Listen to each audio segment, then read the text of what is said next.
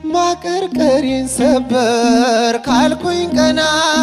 በርትቼ ተራምርኩ እንደገና በጠላቴ ፊት ሞገስ ሆንከኝ ለባሪያህ ድል ሰጠኸኝ በጠላቴ ፊት ሞገስ ሆንከኝ ለባሪያህ ድል ሰጠኸኝ ቸር አምላክ የእውነት ዳኛ አማኑኤል የኔ መታመኛ በምን እጽናናለሁ ከሌለኝ እልል በምን ልበረታ